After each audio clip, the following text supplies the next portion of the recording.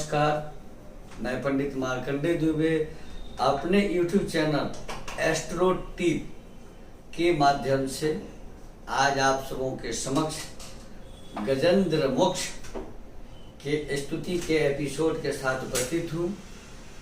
पहले मेरा चैनल वास्तु बोकारो दर्शनम के नाम से था, अब इसका नाम परिवर्तित होकर एस्ट्रो टिप हो गया है। मैं धार्मिक एपिसोड में ज़्यादा रुचि लेते हुए इस एपिसोड को बनाने का निर्णय लिया हूँ और गजेंद्र मोक्ष ऐसा एपिसोड है।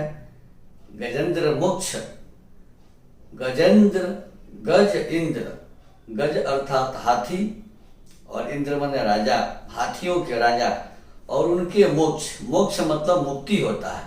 तो हाथियों के राजा के मुक्ति का यह एपिसोड किन किन चीजों से आपको मुक्ति दिला सकता है। घनघोर संकट में फंसे हैं, ऋण भार यानी कर्ज के तले दबे हुए हैं, कर्ज से बुरी तरह नाक तक डूबे हुए हैं, आपत्ति समस्याएं आपका जान नहीं छोड़ रही हैं। उस परिस्थिति में गजेंद्र मोक्ष का पाठ विशेष लाभ देता है और जैसा नाम है वैसा ही इसका काम है। अब इंद्र, गजेंद्र मतलब गजराज, हाथियों का राजा। राजा इंद्र के यहाँ भी ऐरावत हाथी है, इसे ऐरावत भी कह सकते हैं। यह एपिसोड कहाँ से लिया गया है, किस पुराण का अंश है, कितने श्लोक हैं, कब करना चाहिए, इसकी लघु कथा क्या है अर्थात संक्षेप में कथा क्या है, इन सारी चीजों के जानकारी प्रस्तुत करने के पूर्व आपसे मेरा एक छोटा सा निवेदन है कि यदि अब तक आपने हमारे चैनल वास्तु बोकारो दर्शनम का जो नया नाम परिवर्तित हुआ है एस्ट्रो टिप, अगर आपने एस्ट्रो टिप को सब्सक्राइब नहीं किया है तो सब्सक्राइब जरूर करें, नोटिफिकेशन बेल जरूर दबाएं ताकि हमारे सभी नवीनतम अपडेट्स, सभी नए एपिसोड्स आपके पास आसानी से समय पर पहुंच सकें। वीडियो को लाइक करें और अधिक से अधिक लोगों को शेयर करें, क्योंकि आपका एक शेयर अनेकों लोगों के पास यह जानकारी पहुंचा सकता है। और मैंने यह एपिसोड शास्त्रीय विधि जो है, शास्त्रीय प्रमाण है, उसके आधार पर बनाया है। यदि आप कमेंट करते हैं तो सभ्यतापूर्वक कमेंट करें। अब आरंभ करते हैं इस गजेंद्र मोक्ष के स्तुति के ऊपर व्याख्या। गजेंद्र मोक्ष श्रीमद् भागवत महापुराण के अष्टम स्कंध से लिया गया है। अष्टम स्कंध के तृतीय अध्याय में इसका वर्णन मिलता है। इस गजेंद्र मोक्ष स्तुति में 33 श्लोक हैं, पूरे 33 श्लोक हैं। भगवान विष्णु के द्वारा हाथियों के राजा को मुक्त करने की कथा है। कथा संक्षेप में इस प्रकार है कि हाथियों के राजा गजराज संकट के समय अपने संकट से मुक्ति के लिए स्वयं श्री नारायण को पुकारते हैं। एक और भी कथा है कि जिस समय द्रौपदी का चीरहरण हुआ था, उसी समय इस गजराज के भी ऊपर संकट आया था। तो गजराज और द्रौपदी दोनों के ऊपर एक ही समय आपत्ति आती है और दोनों पुकारते हैं। लेकिन यह जो कथा है, यह जो स्तुति है, श्रीमद् भागवत पुराण में यह वर्णन है कि हाथियों का राजा गजराज जो थे, जंगल के झाड़ियों को, पहाड़ के ऊपर जंगल के झाड़ियों को रौंदता हुआ, पेड़ के टहनियों को खाता हुआ छोटे बड़े हाथियों के झुंड के साथ निकल पड़े थे। अब भूख से व्याकुल अवस्था में पेड़ के पत्तों को खाते हुए इन्हें प्यास लग जाती है और जल की खोज में ये निकल पड़ते हैं। आगे जाने पर एक सरोवर अर्थात एक तालाब मिलता है और उस तालाब में जाकर गजराज अपने हाथियों के झुंड के साथ जलपान करते हैं, जल पीते हैं। जल पीने के बाद हाथी का स्वभाव है कि जल क्रीड़ा करे, जल में स्नान करे, तो अपने शुंड से जल उठाकर गजराज स्नान करने लगते हैं और स्नान करके निकलने के क्रम में उस जलाशय में पहले से रहने वाला एक मगरमच्छ, जिसको ग्राह कहते हैं, गजराज के पैर को अपने मुंह में पकड़ के दबोच लेता है और जल में मगरमच्छ की शक्ति बहुत ज्यादा होती है। जल के बाहर गजराज की शक्ति ज्यादा होती है। गजराज मगरमच्छ के चंगुल में फंस गए हैं और इनको वो खींचता हुआ जल के अंदर काल के गाल में पहुंचाने के चक्कर में है, इन्हें खा जाने के चक्कर में है। जब संकट आता है, संकट की स्थिति में केवल नारायण याद आते हैं, माता पिता याद आते हैं। गजराज को नारायण की याद आती है।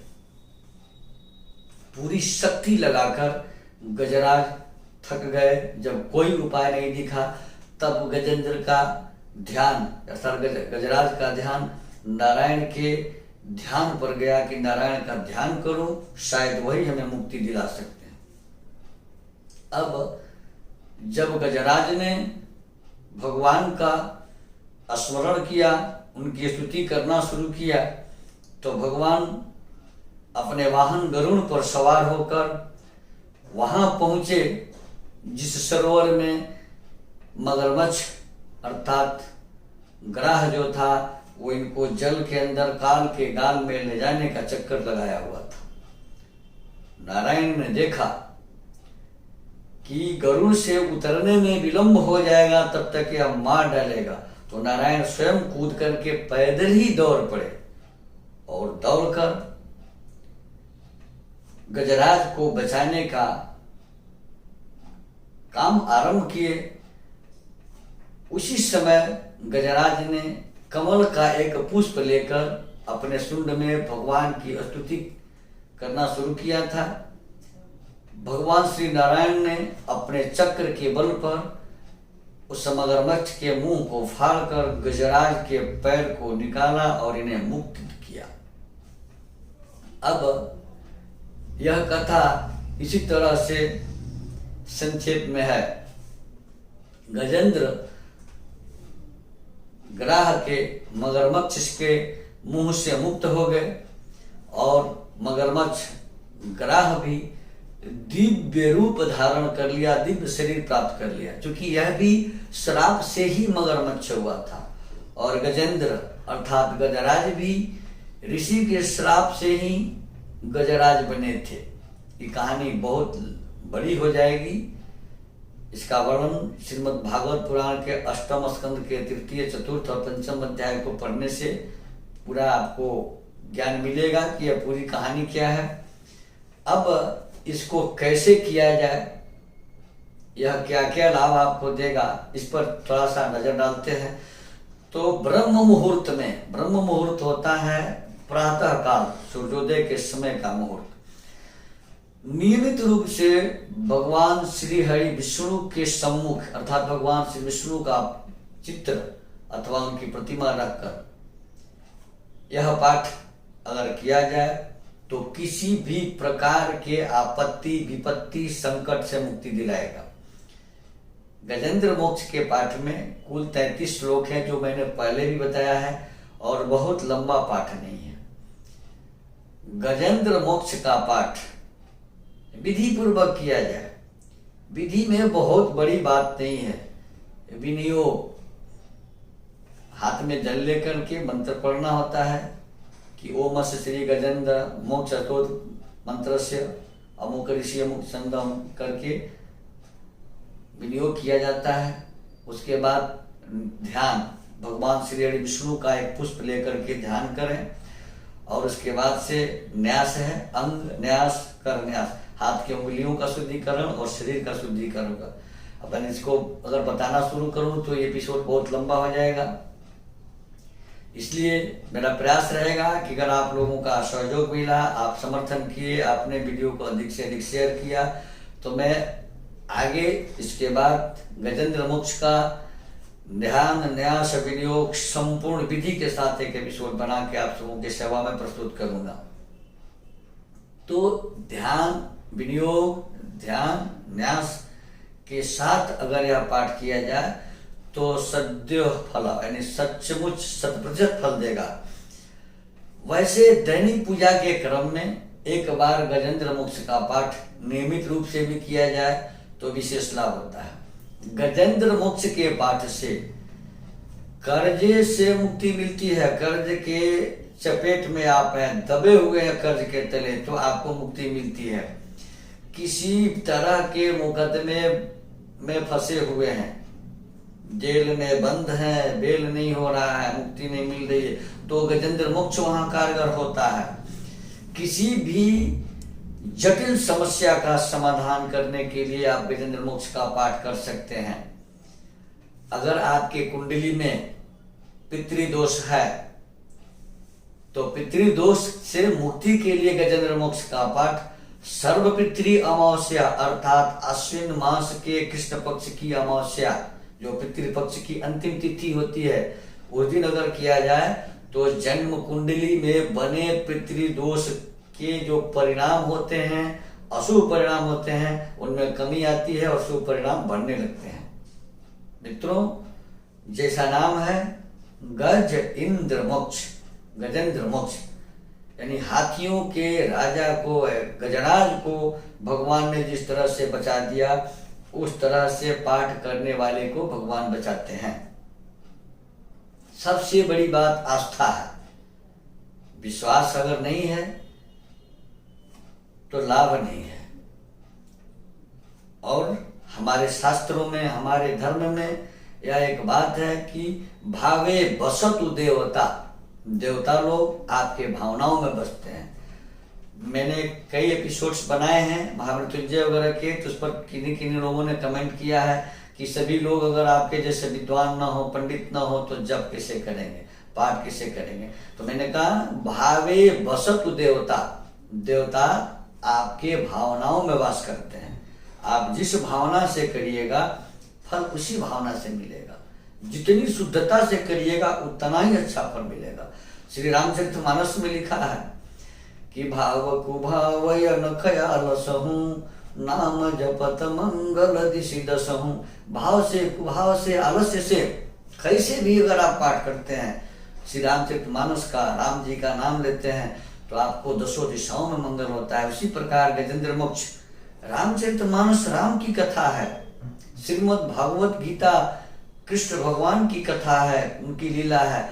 ये दोनों हैं क्या? श्री हरि विष्णु के स्वरूप हैं, उनके अंशावतार हैं।